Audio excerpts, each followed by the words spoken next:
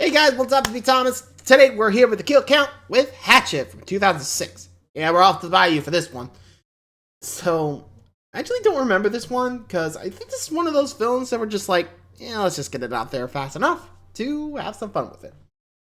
At least that's how I saw it, but I don't know. Like I said, never saw it, never seen it. Might as well see what's going on here. Be sure to like, subscribe for more. I hope you enjoy. Here we go.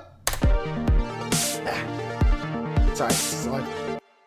Welcome to the Kill Count, where we tally up the victims in all our favorite horror movies and show you how they were made. I'm James A. Janice, and today, at long last, this one's for you, Adam, we're looking at Hatchet, baby. 2006. The aughts were a fraught, confusing time for the genre, with waves of trends the like Eastern film adaptations and torture porn. But one thing was sure, the slasher was dead. Its post-scream wave broken against the shore of the millennium. That's why Adam Green made Hatchet. He wanted a throwback slasher like the ones he grew up watching in the 80s. How's it a horror movie if it's PG-13? Like, if I'm not gonna see some nudity and some gore, like, don't waste my time. Thus, the movie's tagline proclaiming it's not a remake or sequel, or based on a Japanese film. It's just old school American horror. Hatchet is as Friday the 13th as the first 4 Friday the 13ths. It's got what horror franchises are made of, and appropriately has 3 sequels of its own. Hatchet 2, Hatchet 3, and Hatchet... Oh, wait, no. The 4th just Victor Crowley. That's also the name of Hatchet's Jason Voorhees, played by frequent J-Man himself, Kane Hodder. He ain't the only horror legend here either. This movie's rocking him like it were Wishmaster. It's kind of fun to see all the old ghouls together, Candyman and Jason and Freddy. Hatchet loves being a horror movie. It's in its DNA. It's a capital S slasher, and if you don't like those, well, you'll probably find a lot of faults here. The characters are mostly nothing, the aesthetic is mostly bro, and the story is mostly people running around in a swamp. I mean, that's it. It's cheap and dark, and even at 82 minutes, there's a lot of third act padding going on. But hey, the cast is good, and I can't emphasize this enough, the gore is incredible. These are some all-timer kills. Oh, hold up a minute. I forgot about the tour. Okay, go. No, not the world tour. Oh. Hello, and thank you for joining us on the world-famous sponsor cruise. I'm Skipper Jadge, and before we go, do we have any mics on board? No? Great. Just had to do that quick mic check. All right, we're entering the brush of today's sponsor, Manscaped. We're on a bit of a mission today, folks. We're trying to spot the rare Lawnmower 5.0 Ultra Gold. It's a special edition colorway of Manscaped's premier trimmer that's only available in limited quantities. Now, we can tell there's been some lawnmower activity around here from all the well-trimmed bush. Looking good, Jeff?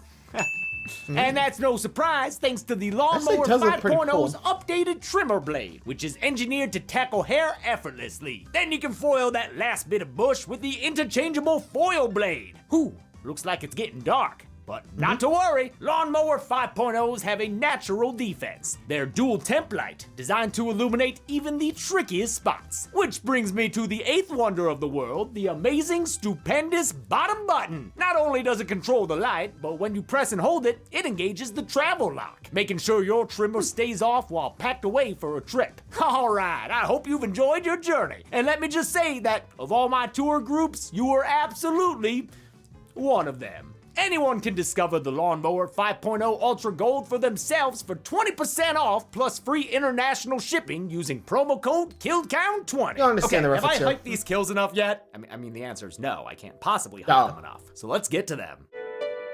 Yep. I mean, I understand where he's coming from, but it tells me he got a little,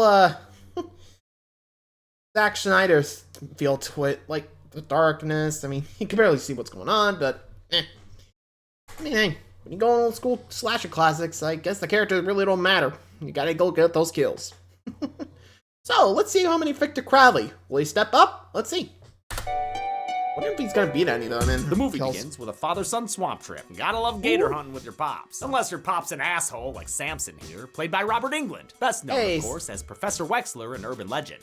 And Freddy I'm just Krueger. joking. He's best known as the art collector in Wishmaster. Oh, and also Fred. His son Ainsley is played by Joshua Leonard, doomed backpacker from the Blair Witch Project. Ainsley returns from a pee to find his dad's cameo already over. Damn, only lasted 5 minutes. Samson. He arms himself with a fence post, looking like Tommy Jarvis and Jason Lives. But not even the real TJ could survive Victor Crowley's attack that comes out of nowhere. He beats Ainsley against a tree and rips his friggin' arm off. Holy shit, yeah! Love it! He punches into his back and rips out his heart. Take that, you stupid heart! How you feeling about this, Ains? Yeah, Sure looks like it Yep, does. torn in The half. opening credits are a frat-tastic party Welcome in to New Mardi Gras. Orleans with beer and boobs galore, and at least one metallic gentleman. It's a stereotypical Mardi Gras for stereotypical characters Ben and Marcus, and they're awesome friends like Charlie, Dwayne, and I don't know, big-ass beer guy. But these beers might be too big-ass for Ben, who's sick of these sophomoric delights. Haven't you seen enough boobs? What?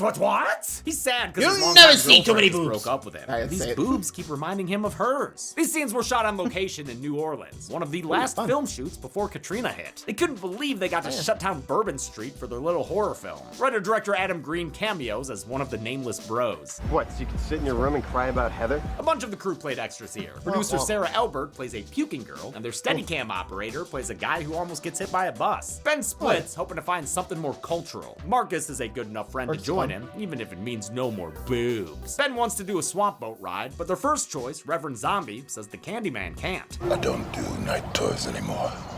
I'm not allowed to. Tony Todd puts in allowed an to. even quicker cameo than the Fredster when he redirects them to another swamp boat captain down the road. And just like that, he's outie. I have to go tend to my birds. Thank you, sir. See you in the sequel. birds. Their Plan B boat ride is at a place filled with bees. Boobies. There's an amateur porn producer there shooting two chicks with a camcorder. Great. Now Ben and Marcus both get what they wanted. God bless America. The swamp boat ride comes courtesy of this guy. Do you do a haunted swamp tour?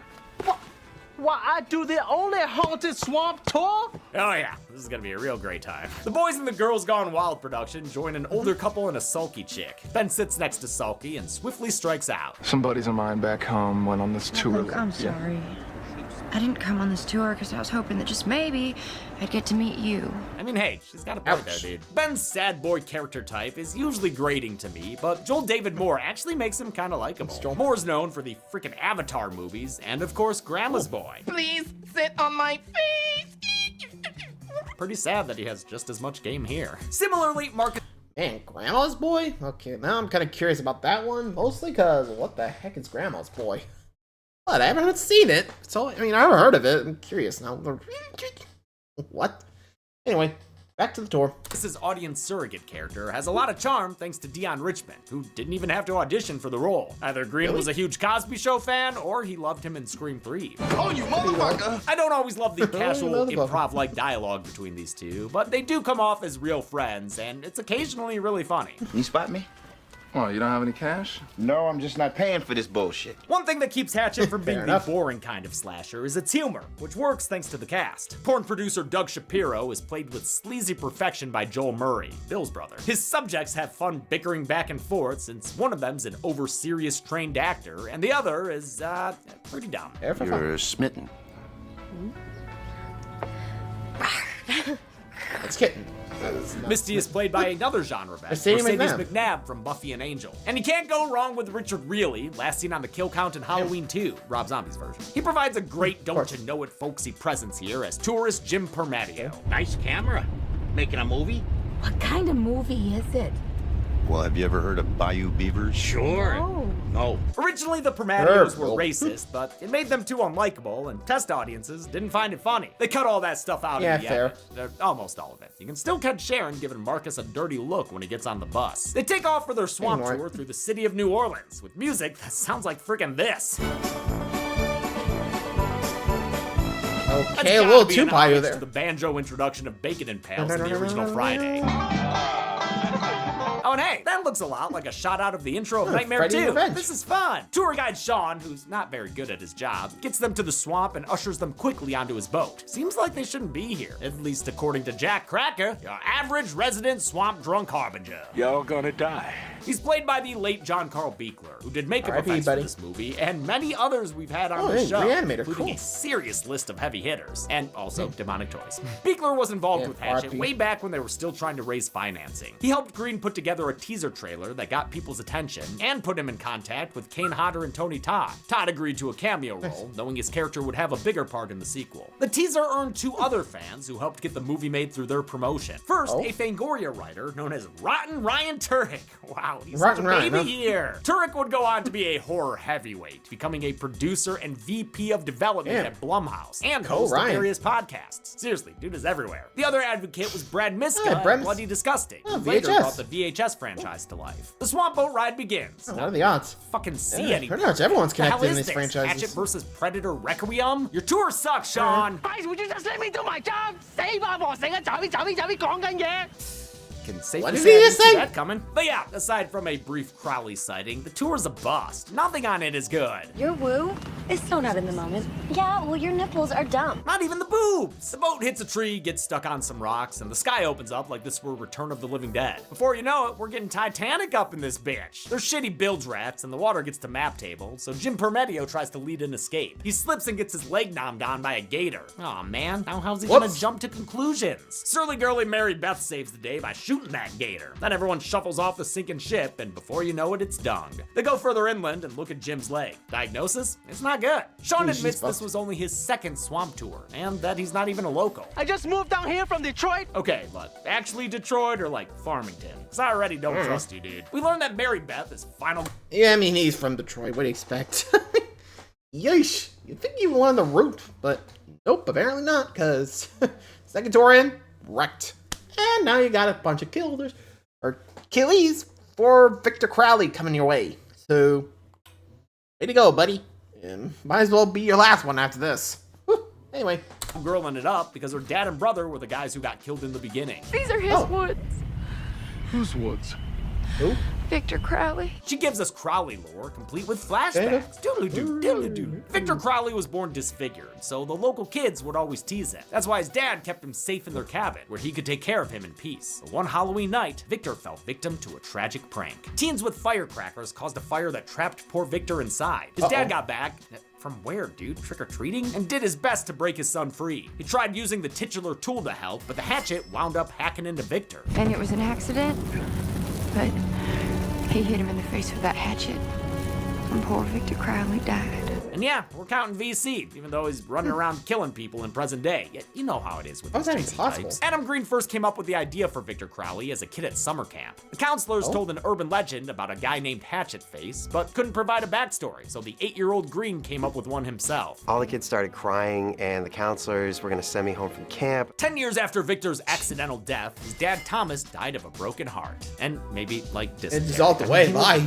Vic's dad was played by Kane Hodder, the most famous Jason, even though he didn't start until the 7th one. It's great to see him play a sympathetic and loving father, however briefly. Hodder was excited about it too. I had been trying to do more characters outside the makeup as well. Hodder was also the movie stunt coordinator and plays Victor Crowley most of the time. His assistant stunt coordinator donned the costume for the scene where he's killed. Kinda had to. Kane was busy playing his dad. Young Victor Crowley was played by actress and producer Riley Vanderbilt. And she's walking around the shop with this elephant man deformed face, and then this like little tank top and shorts, and the whole time I'm like, and it was really confusing. So confusing, in fact, that Green and Vanderbilt wound up dating and getting married for a few years. Ever since his father's death, Mary Beth says Victor Crowley haunts this swamp and kills people. But now that he's killed her people, she's here to kill him, even though he's already dead. How does that work? Never mind, there's this ghostly cabin. Ooh. Sharon doesn't buy this malarkey and wants to get help for her ham sandwich of a husband. They start limping their way towards the cabin. Hope they find someone who can help.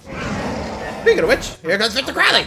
Vic the prick charges at him and starts hacking his way through Jim's shoulder. Oh my god, Richard Reilly's getting torn asunder. Holy shit, literally hacked in half. She's a strong boy. Sharon's days of her lives are over too. Victor grabs her head, and as the camera spins around him, he rips her mouth open all the way backwards. Dear God, this is Lord. Wow. Sir, you are an artist. Practical gore. Yeah, no kidding. Just like, gotta love the practical stuff. Oy vey. So, that's another one. I wonder which one of the main characters are going to survive. I feel like the revenge-seeking chick, maybe? But we'll see. Anyway. Was a priority for Green. He said absolutely no CG was used. He wanted to come up with kills people hadn't seen before, and the cast seemed to get a kick out of their over-the-top deaths. Now is the winter of our discontent. For Sharon's so-called pop-top or Pez dispenser kill, Green wanted to avoid cutting away. So as the camera spins around Crowley's back, an invisible cut goes from a shot with actress Patrika Darbo to one with a dummy. The fake head is then opened up to beautiful effect. Kane Hodder did have to stick his fingers in Darbo's mouth for for the first shot, but it seems like she was a trooper for the whole thing. Vic tries to get more Vics, but Mary Beth shoots and subdues him, at least momentarily. He is a ghost after all. Seriously though, how does that work? My mama always said that sometimes if a person dies all traumatic like, then their spirit can get kind of just stuck in the night they died. Oh. The night they die? We're now in the running in the woods segment of the film, which is not good news for Doug Shapiro, who's running by himself. Sure enough, he runs right into Victor. Hi, Doug. Kills him by slowly twisting his head all the way around. It spurts blood on trees and shots I'm assuming they filmed with Ainsley's earlier heart chunk, and then his head goes off. The others eventually find his stuff and discover Doug Shapiro wasn't his real name. Wow, who knew Freddie Rumsen had so much in common with Don? Shapiro wasn't a movie producer either. He was a tech company marketer, filming boobies for himself. I can't believe I've fallen for that shit 3 times now. Well, why don't you yell at his dead You might want body? to stop. Here it is. He's still alive. Are you sure? Sure about that? Listen, I'm actually kind of a professional when it comes to... Not him. Crowley. Oh, yeah. Oh, him, okay. Our bad. Then check out Vic's cabin in the woods, which doesn't have a mama head, but does have the bodies of Mary Beth's dad and brother. She's real sad about it. Actually, great acting here from Amara Zaragoza, who went by Tamara Feldman at the time. Good casting. She just had this aura about her where she's so beautiful, but you're afraid she might kick the shit out of you. The others are kind of just standing around when Victor jumps out and sticks a belt sander straight into Jenna's mouth. Nom nom nom. When his sand job's interrupted, he turns his attention towards Sean and swipes his leg off with a shovel. Wow. Jesus. Don't worry, dude. I'm sure Mary Beth can save you, as long as she's got proper firearm technique.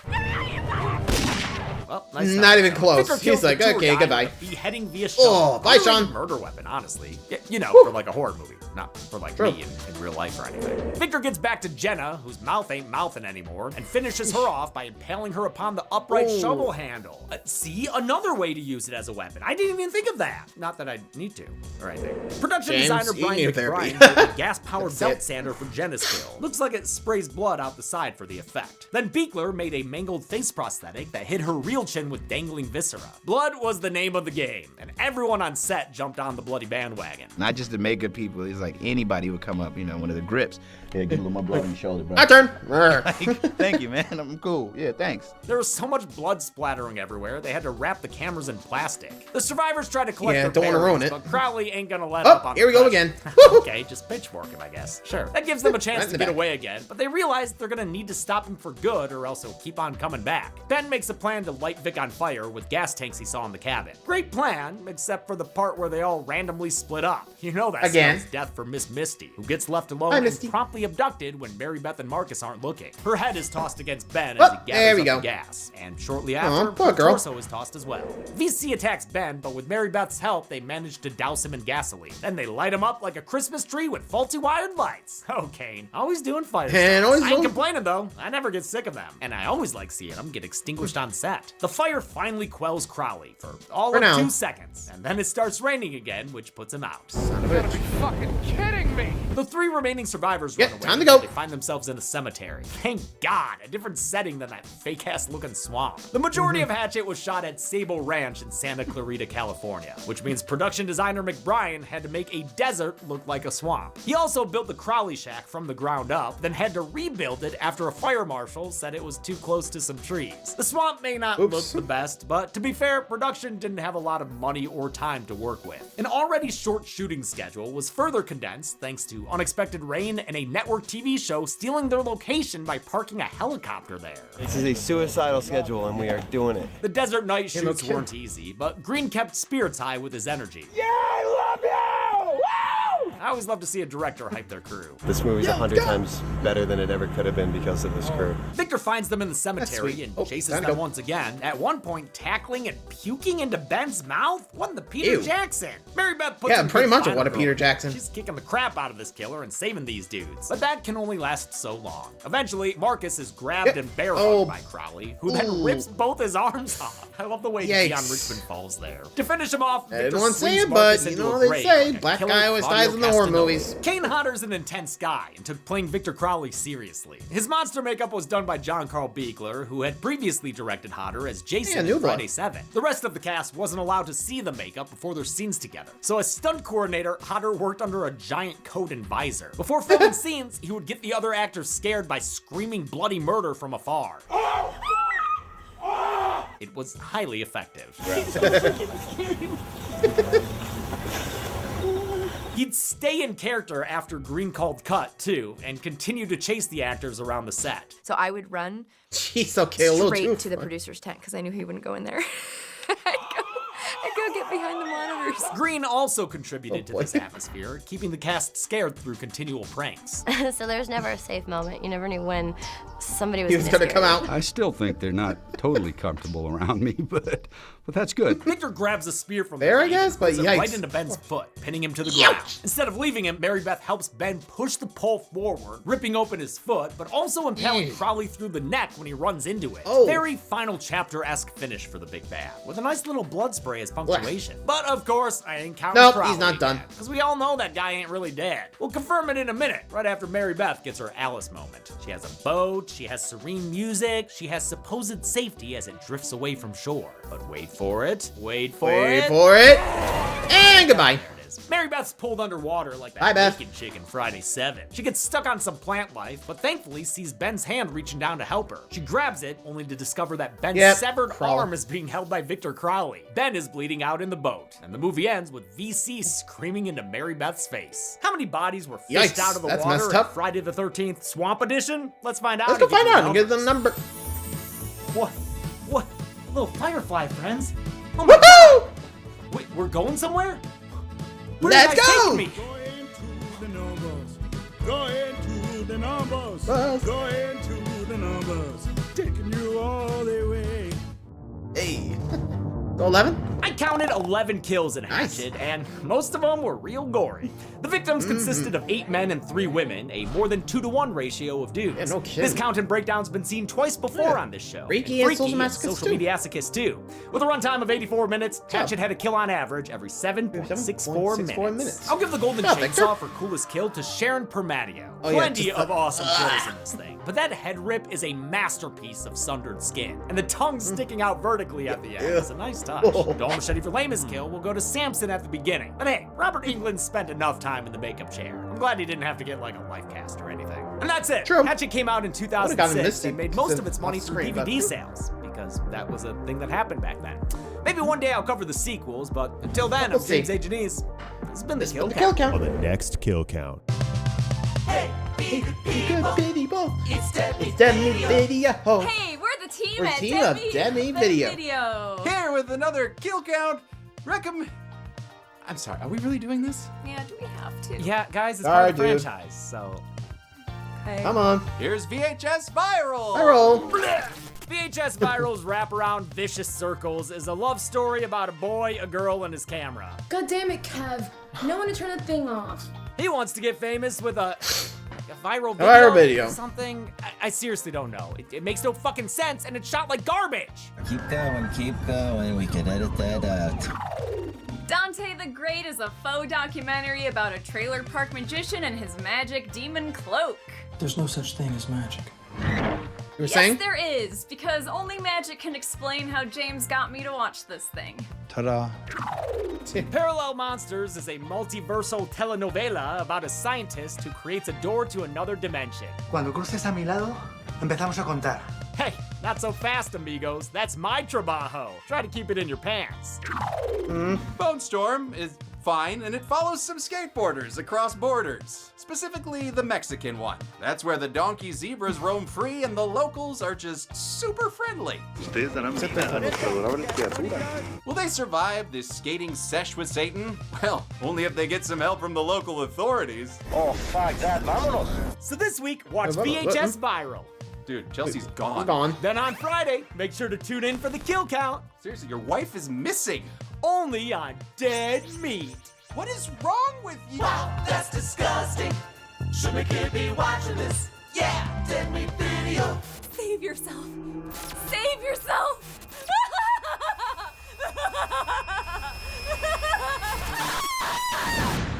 Okay.